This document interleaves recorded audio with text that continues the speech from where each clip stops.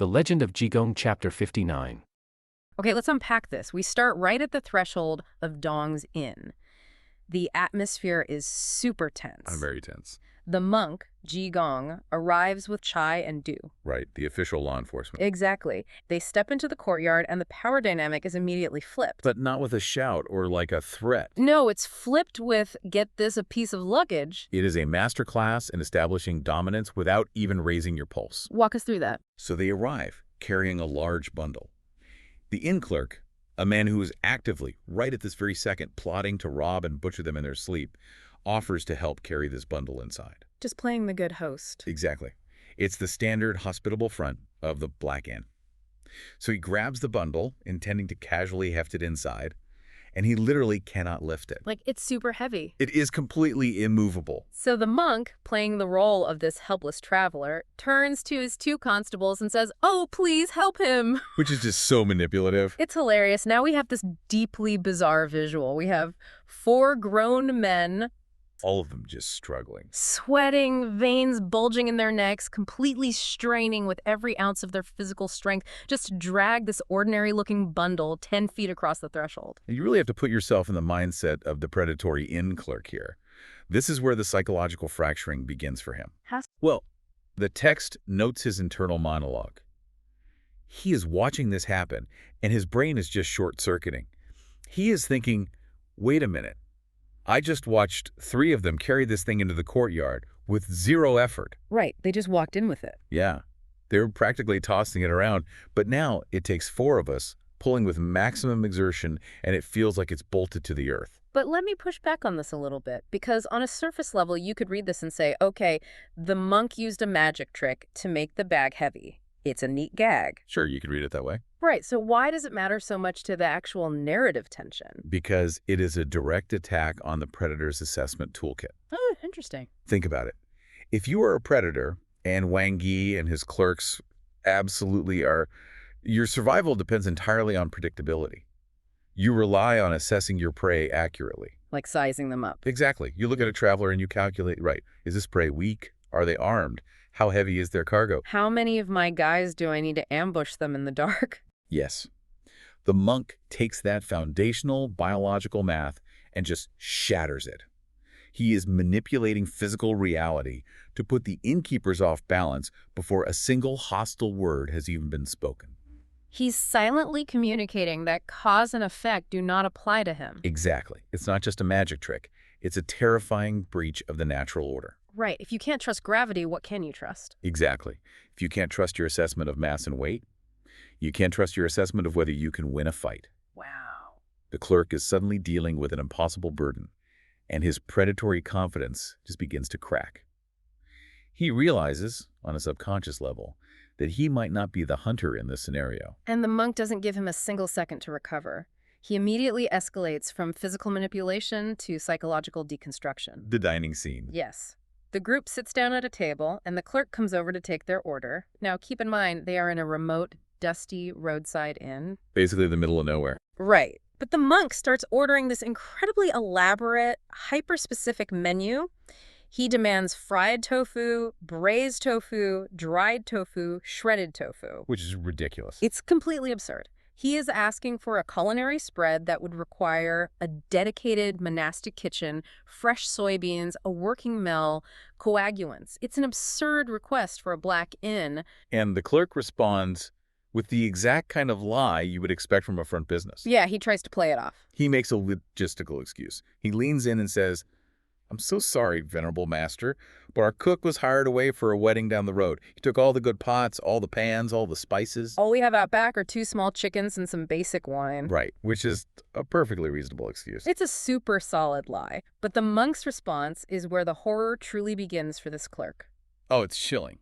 The monk looks at him, perfectly calm, and says, "I know you don't have it. I'm just repeating exactly what you just told my 2 companions." The monk literally recites, word for word, the private, hushed, conspiratorial conversation the clerk just had with his bosses. And that conversation was completely out of earshot. Completely? It's bone-chilling. It's like you walk into a secret underground syndicate front, sit down at the dingy booth, and order a highly classified item off their internal encrypted ledger. That is a great analogy. You aren't just ordering food, you are looking the boss in the eye and saying, I know exactly who you are, I know what you do in the basement, and your walls cannot hide your secrets from me. Your analogy touches on the exact mechanism of the terror here, too. The clerk's reality is fracturing because the monk is stripping away the veil of secrecy. Right. Look at the architecture of a black inn. It operates entirely on deception. The friendly smile, the spiked wine, the hidden trapdoors. The whole business model relies on the victims being oblivious until the very last second. Exactly. And the monk is shining a blinding, omniscient spotlight on their operation, but he's doing it conversationally. He's doing it over an order of imaginary tofu. And then, just as the clerk is reeling from having his private whispers repeated back to him, the monk twists the knife. He pivots to the drinks. He asks for 3 pots of white dry liquor. And then he casually, almost lazily, drops a phrase. Hi, Hedemizi. Hi, Didizi. If the tofu order was a spotlight, this phrase is a nuclear bomb in the context of the story. The text describes the clerk completely panicking. He tries to play dumb, right? He stammers, "Venerable master, what does that mean?" And the monk just smiles and turns it right back on him. You tell me. So what is the actual linguistic weight of this phrase? To understand this, we have to dive into the concept of the Jianghu. The Jigong. Right. We often translate it as the martial arts underworld, but it's much more complex than that. The Jianghu is a parallel society. Like a state within a state. Exactly. In Imperial China, when the reach of the magistrate or the state didn't extend to the remote roads and mountains, a massive subculture evolved. Outlaws, wandering swordsmen, escort agencies, thieves. And because they operated outside the law, they developed their own highly sophisticated systems of identification. They had to. They needed to know who was a friend, who was a mark, and who was a rival boss. Right. You can't just flash a badge. Exactly. And they did this through thieves' cant, slang, encrypted language. The phrase, hi de mizi, is a deep-cut underworld code. Break that down for us. So mizi refers to a drug, specifically a knockout powder or a stupefying agent used to drug wine. Yeah. White dry, or baiji, is a harsh, high-proof sorghum liquor. Which is the perfect liquid to mask the bitter taste of a knockout powder. Precise. So the monk isn't just saying, bring me a drink. He is speaking their encrypted language. He is explicitly ordering the poisoned, drugged wine that they use to murder people. He is demonstrating that he is deeply embedded in the linguistic architecture of their criminal enterprise. Oh. The psychological impact on the clerk is devastating. Think about his progression. 10 minutes ago, he thought, these are easy marks. I'm going to drug them and take their heavy bag. Right, just another Tuesday. Now, he is experiencing sheer existential terror. He is wondering, who is this monk? Is he an underworld boss from a rival faction testing us? Is he a demon? How does he know the secret codes? He has completely hacked their operating system. I mean, he broke their physical assessment with the luggage, he broke their privacy with the tofu, and now he has broken their cultural security with the slang. It's a total dismantling. But here's where I have to ask the obvious question. If the monk is omniscient, and we clearly see that he is, and he knows they are walking into a literal death trap run by murderers, Yes. why stay? Ah, that's the central paradox of the scene, isn't it? It really is. If I have the power to bend reality and read minds, and I know the innkeeper wants to chop me up, I'm not sitting there ordering poison wine and playing word games. What would you do? I would burn the place down from the outside or just keep walking. Why play with his food? Why subject himself and his companions to the trap at all? This brings us to the core of Jigong's spiritual mission. His goal is not mere survival. Survival is easy for a being of his power. Sure, he's basically a god. His goal is the exposure, the unmasking, and the dismantling of the wicked from the inside out. He forces the wicked to confront their own transparent malice. Explain the mechanism there. How does sitting in the trap accomplish that better than just defeating them in combat? Think about the nature of a black inn. It thrives on plausible deniability. Okay. If the monk attacks them from the outside, Wang Yi and his clerks can cry out, "We are just humble innkeepers. This crazy monk is attacking us without provocation." They can die playing the victim. Oh, I see. But by sitting inside their trap, playing their game, and gently letting them know that their game is already exposed, he's giving them rope. He is waiting for them to make the choice. Precisely. He is stripping them of their shadows, but allowing their wickedness to fully physically manifest. They have to actively choose to be evil even when they know the gig is up. Exactly.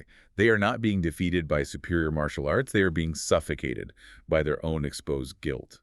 He is proving that even when they know they are caught, their greed will still drive them to murder. Which perfectly sets up the physical confrontation. Or, well, I should say the completely botched physical confrontation. Right, because things do not go as planned for the innkeepers. Not at all, because having established this absolute terrifying psychological dominance in the dining room, we move into the night. The trap is sprung. The villains decide to ignore all the warning signs and spring their trap, and this is where they find out that the laws of physics have officially left the building. The transition the author makes here, from psychological dread to a kind of surreal physical comedy, is masterful. It really is. So let's look at the setup.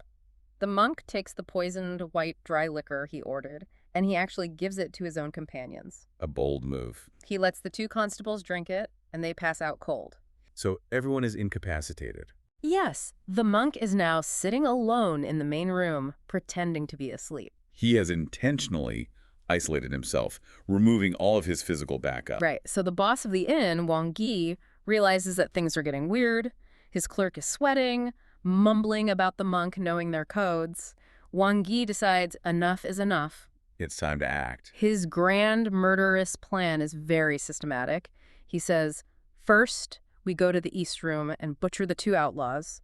Then we come back to the main room, kill the sleeping monk, kill the constables, and steal the loot. It's a very logical, step-by-step assassination plan. Methodical. In a standard Newtonian universe, yes. It is a very sound tactical approach. But they draw their weapons, they walk outside into the courtyard to head to the East Room, and they literally cannot find the door. It's just vanished. The door is just gone. The wall is blank. Wang Yi, the man who owns this inn, turns to his clerk and asks, where is the door? And the clerk is just looking at a flat wall saying, I can't find it either.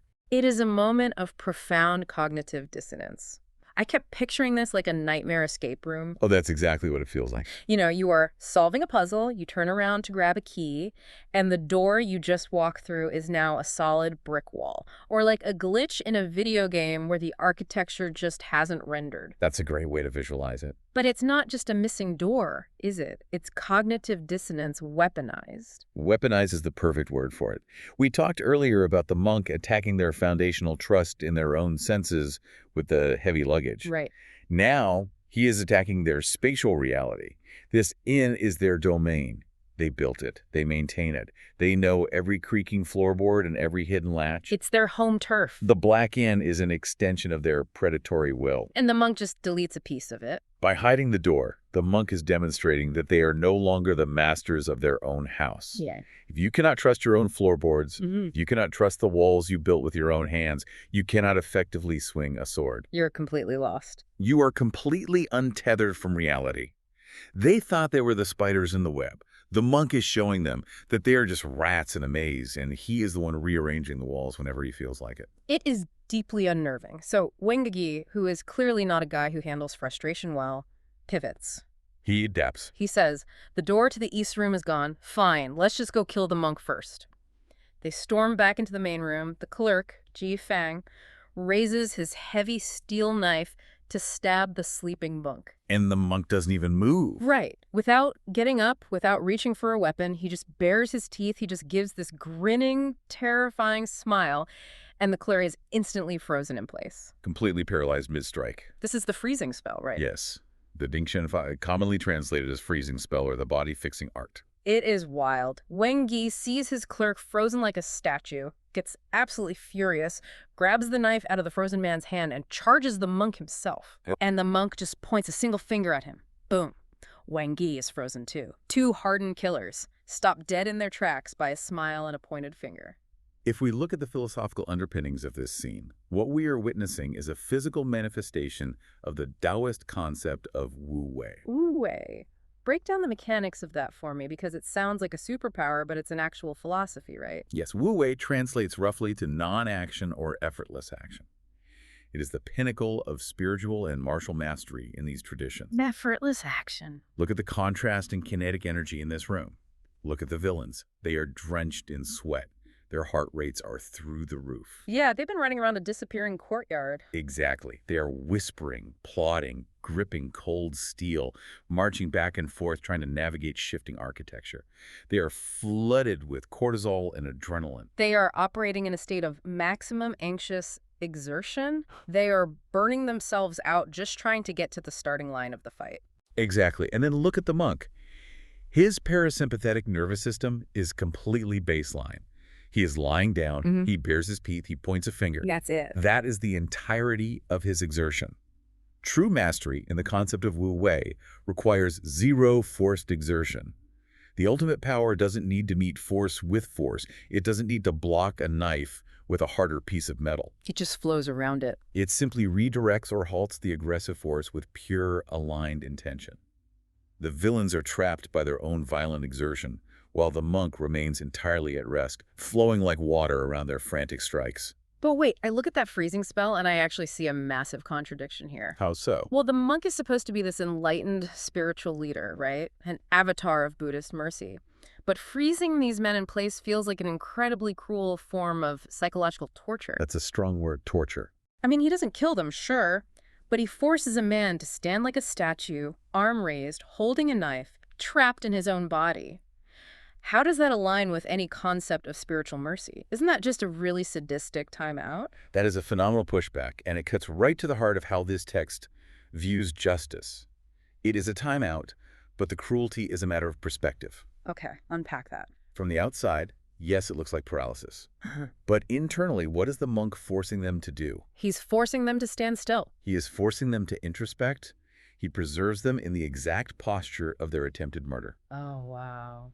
They are caught red-handed, transformed into living monuments to their own greed. They cannot move, they cannot speak, they cannot distract themselves with action or plotting. They are forced to simply exist inside the silence of their own failed villainy. They have to sit with the weight of their own choices with zero distractions. Yes. In a way, it is the most extreme form of monastic meditation forced upon a sinner. He isn't sending them to hell, he's trapping them in the hell of their own making. Hoping they'll realize what they've done. Exactly. In the hopes that the sheer terror of their immobility will break their ego and force a true realization of their sins. It is a harsh mercy, but in this cosmological framework, it is considered a mercy nonetheless. That is incredibly heavy. To be trapped inside your own body, holding the weapon you meant to use for murder, with nothing to do but think about how spectacularly you miscalculated the universe. That's terrifying. It really is. And notice how the narrative immediately shifts gears once the villains are neutralized. The physical threat is put on hold. Literally on hold. Right. The external battle is won with a pointed finger. Now, the text turns inward. It moves away from the punishment of the wicked and focuses entirely on the internal dynamics of the monk's own group. Right, because his companions are all passed out from the drugged wine. Right. So the monk gets up, leaves the frozen innkeepers in the main room, and casually strolls to the east room. And he easily finds the door that he had magically hidden from the bad guys, of course. Naturally. He goes inside and finds his two outlaw companions, Lei Ming and Chen Liang. He pulls a specialized antidote out of his robe, dissolves it in some boiling water, and forces it down their throats to revive them. And this leads to perhaps the most emotionally complex and revealing moment of the entire source text. We finally get the backstory of... The text drops this absolute bombshell of a reveal. Lei Ming wakes up, his head is spinning from the poison. He sees the monk standing over him holding a cup of water, and Lei Ming immediately drops to his knees. He's overcome. He is practically weeping. He starts apologizing profusely. He says, and I'm paraphrasing the text here, "Master, I was so ignorant. I actively tried to harm you. I tried to poison you." It's a huge confession. But you didn't hold a grudge. You actually followed me to this inn, captured the thieves, and saved my life. Your magnanimity is boundless. Let's sit with the socio-political weight of that confession for a moment. Lei Ming had previously tried to drug and murder the very monk who just saved him. Why on earth would the monk let him tag along? Because the monk is not just wandering the countryside, functioning as a magical vigilante. He is engaged in a highly specific project of spiritual reclamation. Spiritual reclamation? Meaning what exactly? He is actively converting his former enemies into his most devoted disciples. And he is doing it by subverting the currency of the Jiangku underworld. The currency of the underworld? You mean loyalty and revenge? Exactly. In the world Lei Ming comes from, A grievance is paid back with blood. Right, an eye for an eye. If someone tries to poison you, you hunt them down and exterminate their family. That's the law of the road. But the monk breaks that cycle through a terrifying application of radical, unearned forgiveness. It is the exact opposite of what he just did to the innkeeper. Perfectly stated. Wang Yi tried to kill him, and Wang Yi was frozen as a statue of his own guilt. Lei Ming tried to kill him, and the monk cradles his head and feeds him life-saving medicine. Why the difference? Because the monk possesses the omniscience to see the capacity for change. He knows Lei Ming can be saved. Lei Ming's realization on his knees is the breaking of his old worldview. He realizes that the monk held absolute power over his life and death and chose grace instead of vengeance. That's powerful. In the underworld, when someone saves your life, especially when they owe you a death, it creates a life debt. It is a socioeconomic currency that binds you to that person forever. You owe them everything. By saving the man who tried to poison him, the monk secures an unbreakable, lifelong loyalty that fear or money could never possibly buy. It's a psychological checkmate. You cannot fight a man who absolutely refuses to be your enemy, especially when that man is a living deity who can freeze time and read your thoughts. It disarms you completely. Lei Ming is completely disarmed by the sheer, unearned grace of the moment. He owes the monk his physical life and his spiritual soul. It creates a moral obligation that will drive Lei Ming's actions for the rest of the narrative. But the author of this text is a genius at pacing, because they do not let us dwell in that heavy, tearful, emotional space for too long. No, not at all. We get this profound, beautiful moment of spiritual redemption. And literally in the very next paragraph, we get what is essentially a fart joke. A moment of incredibly crass, lowbrow physical comedy. The awakening of the constables? It's a brilliant tonal shift. Walk us through what happens. So Lei Ming and Chen Liang, now awake and pledging their eternal souls to the monk, are tasked with reviving the other two guys in their party. The constables, Chai and Du, who are still passed out in the main room next to the frozen assassins. Right, the law enforcement guys who slept through the whole thing. Lei and Chen pour the medicine down their throats. The constables wake up, groggy and hungover. They have absolutely no idea that a cosmic battle between good and evil just occurred while they were napping. They're completely oblivious. They don't even notice the frozen guys at first. They just immediately start complaining. They look at the monk, who is pretending to be asleep again, and they grumble, "Great job, psychic monk! You picked a literal thief's inn for us to sleep in. We would have been butchered if it wasn't for Lei and Chen waking us up."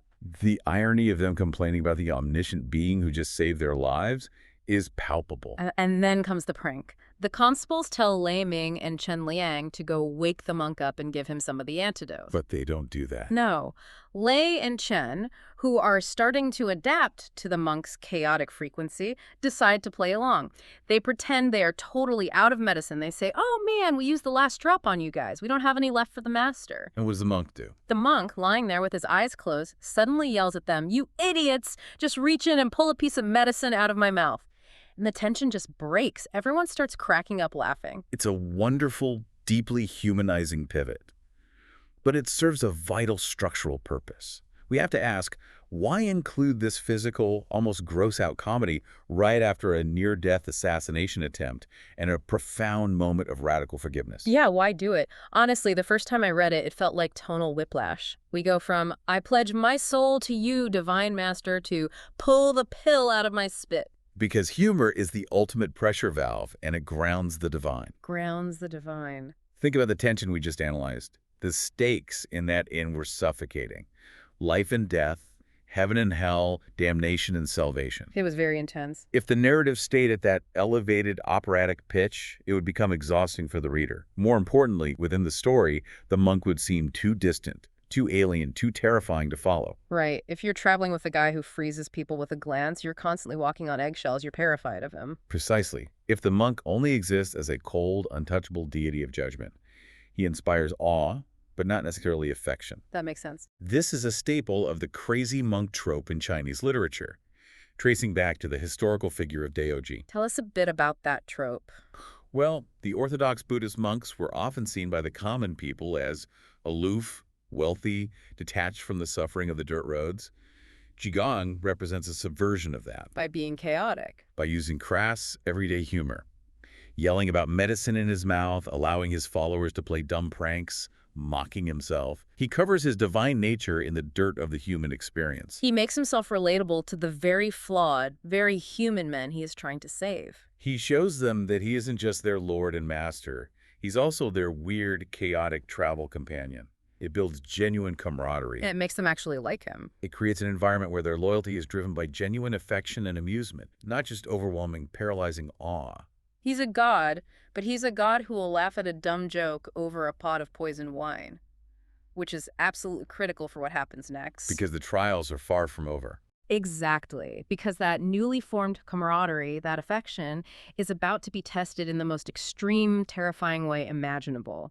We transition from the quiet laughs of the rescued men straight into the crucible. The narrative accelerates here, from psychological tension to pure apocalyptic spectacle. The monk tells his 4 companions to grab their things and get out of the inn immediately. He kicks them out into the night air. He says he needs to stay behind. He says he needs to stay behind for a minute to punish the green shoot god. And then he just goes to work. He starts gathering dry firewood, piling it up against the walls. He finds jars of oil and pours them everywhere. He's setting a trap of his own. He ignites a massive, roaring inferno. The text describes it as a flaming mountain. The heat is so intense it pushes the men back. The entire Thieves' Inn, this house of murder, is going up in a blinding pillar of fire. Let's pause on the phrase he uses. Punishing the green shoot god. This is deeply symbolic and requires some cultural context to fully appreciate. Please explain that one, because I was definitely lost on the green shoot reference. So, the green shoot god, or King Nao Shen, is a deity in Chinese agricultural folklore. Farmers would pray to this god to protect the young crops, Right. to ensure growth and a bountiful harvest. But they aren't on a farm, they are in a black inn. Exactly. The monk is using a deeply ironic metaphor. The harvest of this particular inn has been the lives, the flesh, and the wealth of innocent travelers. Oh, wow. Wang Yi and his clerks have cultivated a crop of wickedness. They have fertilized their business with blood. So he is burning the crop. He is destroying the physical infrastructure of their sin. Fire, across almost every mythological tradition, is the ultimate cleansing element. It purifies the space. The psychological exposure of the freezing spell wasn't enough. The physical space that housed the evil must be eradicated. He is returning the corrupted space to ash. And presumably the frozen innkeepers are still inside, facing the consequences of that fire. Yes, they are. But then the monk does something that completely shatters my understanding of the scene. He is standing inside this blazing inferno, a fire that he deliberately created, and suddenly he starts screaming for his life. A total reversal. He is yelling over the roar of the flames. "It's terrible! Help me! I can't get out! The fire's too hot! I'm burning to death!" This is the turning point of Lei Ming's spiritual journey. But let me challenge this, because I genuinely struggled with this part of the text. We know he's faking it. The readers know it. He's a cosmic being who just bent space and time. Sure. But more importantly, Lei Ming knows he's faking it. Lei Ming just watched him delete a door, freeze 2 men, and cure a deadly poison in 3 seconds. He's seen the power firsthand. So when Lei Ming, standing safely outside, hears the monk screaming for help, why on earth does he jump into a blazing inferno? Why doesn't he just roll his eyes and say, "Oh, the master is doing a bit again"? To understand Lei Ming's choice, we have to look closely at the internal monologue the text provides. It is a masterpiece of moral mathematics. Moral mathematics, I like that. Lei Ming hears the screams. He feels the blistering heat of the fire on his face. And he stops. He does an accounting of his soul. What does he think? He thinks to himself, I used poisoned wine to try and murder this monk. I was wicked. But the monk didn't hold a grudge. He didn't strike me down. Instead, he tracked me to this inn. He captured the thieves who were about to butcher me, and he fed me the antidote. He is calculating the life debt we talked about earlier. Precisely. Lei Ming concludes his thought process with a profound realization. He thinks, if I watch him burn to death, or if I assume he can save himself and do nothing, I am failing the ultimate test of my own character. He has to act. A man must know how to repay kindness. Oh, man. So it's not about whether the monk needs saving. It's about whether Lei Ming is the kind of man who would save him. Exactly. Lei Ming realizes that it doesn't matter if the monk is a god. It doesn't matter if it's a test. The mechanics of the trap are completely irrelevant. What matters is Lei Ming's action in the face of the fire. Yes. Because the monk forgave his past sins, Lei Ming must risk his present life, even if the premise of the danger seems absurd. It is a profound test of his own internal transformation. If Lai Ming stands safely outside and says, nah, he's a magic monk, he'll be fine, he is treating the monk's life with the exact same callous disregard he had when he tried to poison him. To prove that the radical forgiveness worked, to prove he has actually changed, he has to be willing to die for the man who spared him. The fire is the crucible for his soul. It is the ultimate expression of faith. He leaps into the flames not to save a god, but to save himself from his old nature. And the physical reality of him leaping into the fire gives us one of the most dynamic, kinetic sequences in the entire story. Lai Ming charges into the inferno. It's incredibly cinematic. He is bounding through walls of flame, choking on the smoke, and he bursts into the main room to find the monk just standing there, completely unbothered, totally fine. As expected. Lai Ming doesn't even question it. He just yells, "Master, don't worry, get on my back, I'll carry you out of the fire." And this leads to my absolute favorite martial arts trope in the deep dive, the 1,000-pound drop. The Kinjinzui. It is a staple of Qigong and Wuxia literature, and its application here is brilliant. So Lai Ming squats down. The monk climbs onto his back. Lai Ming, who is a highly trained martial artist, gathers his internal energy, springs his legs to leap over a falling burning beam. How bad? And midair, the monk hits him with the 1,000-pound drop technique.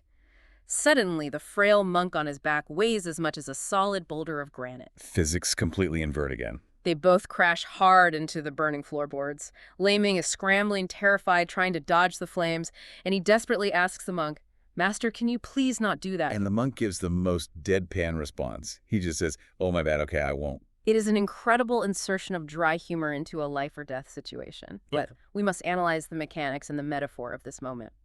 Why does the monk crush him? Is it just hazing? Right, because he's hazing him. That was my first thought. It's far deeper than that. The shifting kinetic weight of the monk on Lai Ming's back represents the psychological burden of following a true moral path. It is the physics of spiritual duty. Walk me through that. How does the physical weight equate to the moral path? When you commit to a master, or when you commit to reforming your life after a history of sin, it is not an easy, weightless journey. Sometimes the duty you owe to your principles feels impossibly heavy. It's hard to be good. It drags you down into the fire. It crushes your ego. It requires you to bear a weight you did not think you possessed the skeletal strength to carry. That is the 1,000-pound drop. That is so profound. The monk is making Lai Ming physically feel the crushing reality of his past sins and his new obligations. He is grounding him in the gravity of his choice. Wow. He's teaching him theology through biomechanics. Exactly. But then we have the second half of the lesson. Right, because they're still in a burning building. Lai Ming, bruised and burning, refuses to give up. He squats down again. He tells the monk to get back on. He attempts the jump a second time. And this time, as Lai Ming springs into the air, the monk mutters a chant. Chi ling he. And suddenly the gravity breaks entirely. They don't fall, they float. The levitation. They slowly, miraculously levitate up through the smoke, hovering above the roaring flames of the inn, and then gently drift down through the night sky to land safely in the cool dirt outside the compound walls. If the heavy weight is the burden of duty, what is the levitation? The levitation is the grace that inevitably follows true, unselfish surrender. Oh, great. When Lai Ming proves beyond a shadow of a doubt that he is willing to carry the crushing weight, when he proves he's willing to endure the fire and fail and try again for his master, the burden suddenly lifts entirely. It's an earned weightlessness. Exactly. The same master that weighed 1,000 pounds suddenly lifts Lai Ming completely out of danger.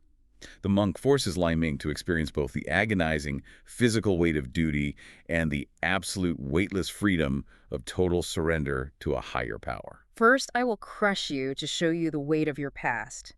Then I will lift you to show you the lightness of your future. It is a stunning metaphor. It really is beautifully constructed. And Lai Ming's reaction to this profound spiritual metaphor is so perfectly grounded and human. They land safely in the dirt. Lai Ming is panting, drenched in sweat. His heart is pounding out of his chest. And he just looks at this divine being and says, "Master, you scared me to death." It is the reaction of a man who just survived a roller coaster he didn't know he was strapped to. He's basically saying, "I appreciate the lesson, but please never do that again." And the monk just brushes off the miracle. He downplays it completely. He pats his robes and says, I was going to take you all the way to heaven to meet the Jade Emperor, but you don't have the destiny for it yet. Come on, let's get out of here before the locals think we're arsonists. He dismisses his own divinity to get them moving. because the narrative momentum dictates that their trials are far from over. Right. You would think surviving a burning building and learning to fly would be enough character development for one night. But having survived the fire and cemented their eternal loyalty to the monk, Lei Ming and Chen Lang immediately face a brand new, highly complex moral crisis. And this brings us to the sociopolitical quagmire of the open road. The messy human stuff. Exactly. They have solved their vertical relationship, their spiritual dynamic with the monk. Now they must navigate their horizontal relationship. They're standing in the messy human world of the Jianghu. So the group is walking away from the smoldering ruins of the inn. They are on the dark road. Chen Ling, the second outlaw, leans over and tells the constables and the monk to walk on ahead. He says he and Lei Ming need to, quote, go to the bathroom. Which, of course, is the universal, timeless signal for we need to have a secret meeting right now. It is a flimsy diversion, but it gets them a moment of privacy. And the private conversation they have highlights a fascinating dynamic between these two men. The brains versus brawn dynamic. Exactly. Chen Liang starts by aggressively flattering Lei Ming. He says, look, brother, when it comes to martial arts, when it comes to climbing walls, wielding heavy weapons, fighting in a tight spot, you are the man. Your kung fu is vastly superior to mine. He is laying the foundation for a critique. Exactly, because immediately after building him up, Chen says, but when it comes to tactics, adaptability, and reading a complex political situation, you are completely clueless, and I am the genius. It is the classic brains versus brawn dynamic playing out in real time. And Chen Liang is entirely justified in making this distinction. Why is that? Because the dilemma they are currently facing cannot be solved by punching someone. It requires immense tactical and ethical nuance. Let me lay out the problem for you. The entire reason this group is traveling together, the reason the monk and the imperial constables are on the road, is because they are hunting a highly dangerous, wanted fugitive named Hua Yunlong. That's the primary mission. The monk's mission is to capture him and bring him to justice. But Lei Ming and Chen Liang are sworn underworld brothers with Hua Yunlong. This is where we must dive deep into the parallel justice systems of Imperial China. This is the quintessential conflict of the Jianghu. Explain how that brotherhood works. Is it just like being in a game? It is much more codified than that. In the Jianghu, the central virtue is often translated as righteousness, but more accurately described as a fierce, unbreakable loyalty to your sworn brothers. Unbreakable loyalty. Remember, these outlaws exist in a society where the official state justice system is often corrupt, distant, or actively hostile to them. To survive, they created their own moral framework. So they have their own laws. Exactly. When you swear an oath of brotherhood in the Jianghu, it is a sacred bond sealed with blood. You share your wealth, you share your enemies, and you never, under any circumstances, betray a brother to the state. Or else what? To do so makes you a pariah. It destroys your ye. You become lower than a dog. Okay, so I see the trap. They just swore their absolute spiritual loyalty to the monk, who represents divine cosmic justice. The monk wants to arrest Hua Yunlong. Right. But they previously swore their absolute street loyalty to Hua Yunlong, who represents their underworld family. They are caught in an impossible vice between two opposing moral frameworks. Divine justice versus street code brotherhood. It's a nightmare for them. If they draw their weapons and help the monk capture Hua Yunlong, they betray their brother and destroy their ye. But they turn on the monk to protect their brother. They are betraying the savior who just pulled them out of a fire, destroying their newly found path to redemption. It is a catastrophic lose-lose scenario. So Chen Liang, the self-proclaimed brains of the operation, proposes a highly delicate third way. The loophole. He outlines a plan to Lei Ming. He says, here's what we do to survive this. We make an excuse. We run ahead of the monk. We find Hua Yunlong first. Right, before the monk gets there. We sit him down and say, hey man, this super-powered, fire-breathing monk is coming Schnell, and you stand absolutely no chance. You need to run away immediately. Which is very pragmatic. This way, we warn our brother, fulfilling our oath to the street, but we don't actively raise a sword against our new master, fulfilling our oath to the monk. It is a desperate, highly technical attempt to thread a moral needle. They are trying to honor the letter of both laws without violating the spirit of either. They're playing both sides. It's political maneuvering. But here's where the story takes a turn that is just so inherently funny and stressful. The confrontation. They agree on this delicate, secretive plan. They jog ahead to catch up to the monk on the road. Chen Liang, putting on his most innocent face, gives the monk this very sanitized, polite version of the player. He thinks he's so slick. He says, "Master, Lei Ming and I are going to run ahead and scout the road to help you look for Hua Yunlong." He attempts to lie to the man who read the innkeeper's mind through a wall. Exactly. Huh. The monk doesn't even miss a step. He just looks at Chen Lang and cheerfully shatters their entire cover story. Calls him right out. He says, "Oh, you mean you're going to run ahead? Find him first, tell him I'm coming to catch him, and advise him to run away so you don't offend either me or your brotherhood," right? The telepathic master strikes again, Yeah. utterly deflating their tactical genius. I mean, it's like sitting down at the final table of the World Series of Poker against a guy who can literally read your mind. You get your cards, you formulate this complex bluff, you push your chips forward. And the guy across the table just smiles and says, "You have an unsuited 2 and 7, you're trying to represent the flush, and your left knee is shaking." Exactly. And the craziest part is, after he exposes your entire hand, he still lets you make the bet.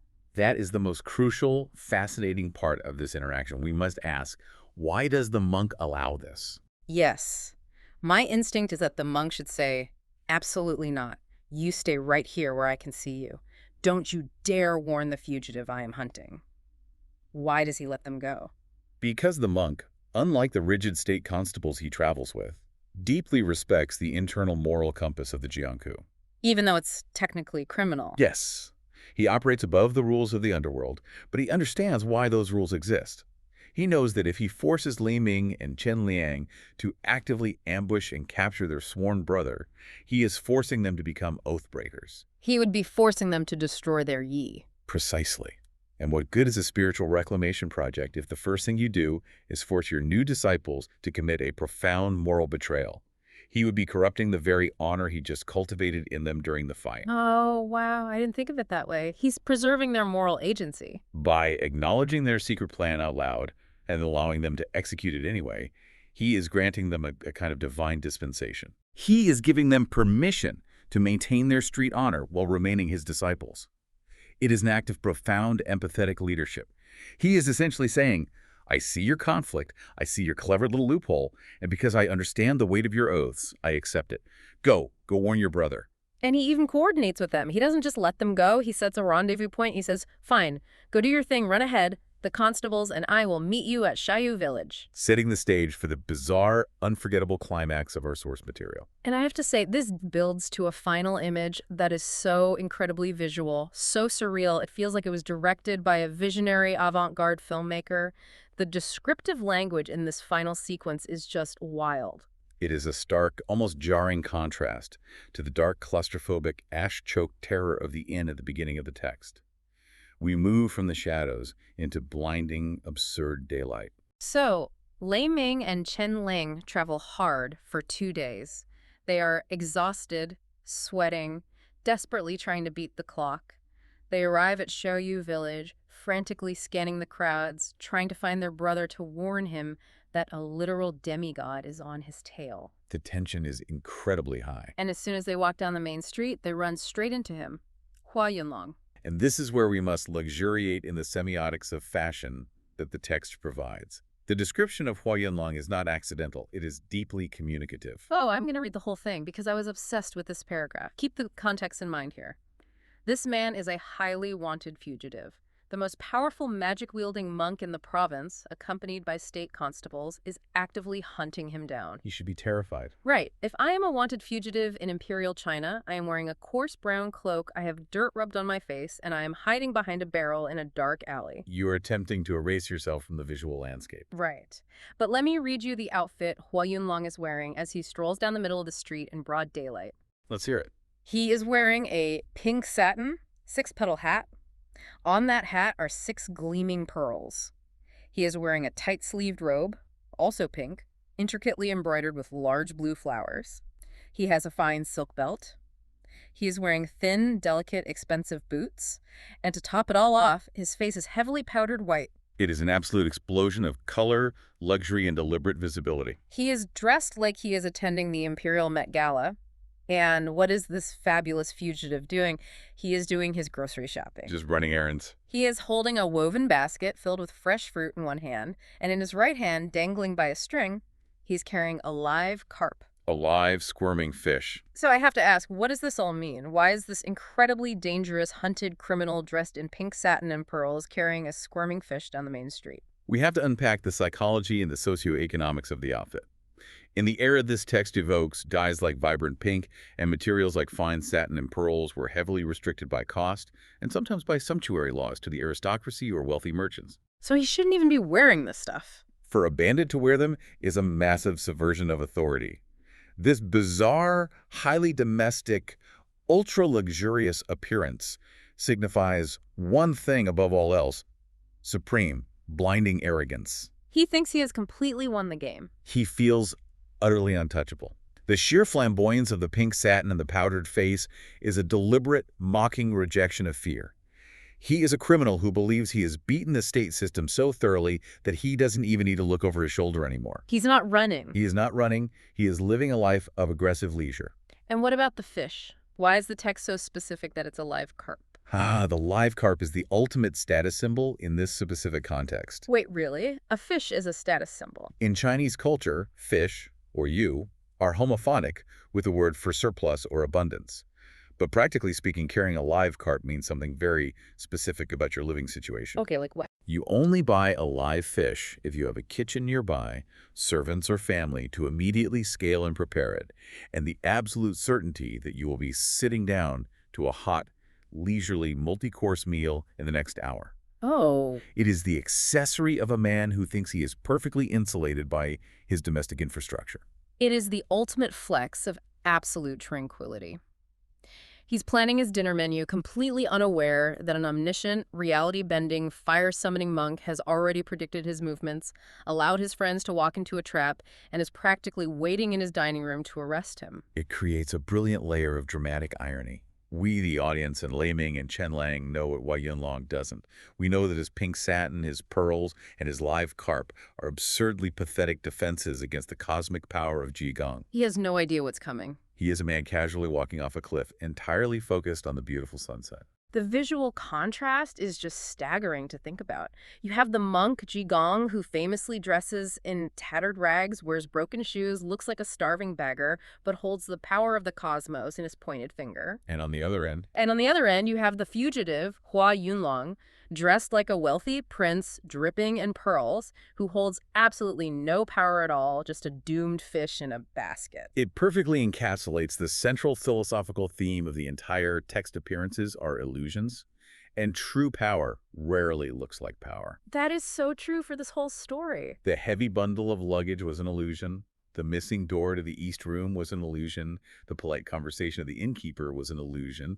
And Hua Yulong's luxurious, untouchable safety is the grandest, most tragic illusion of them all.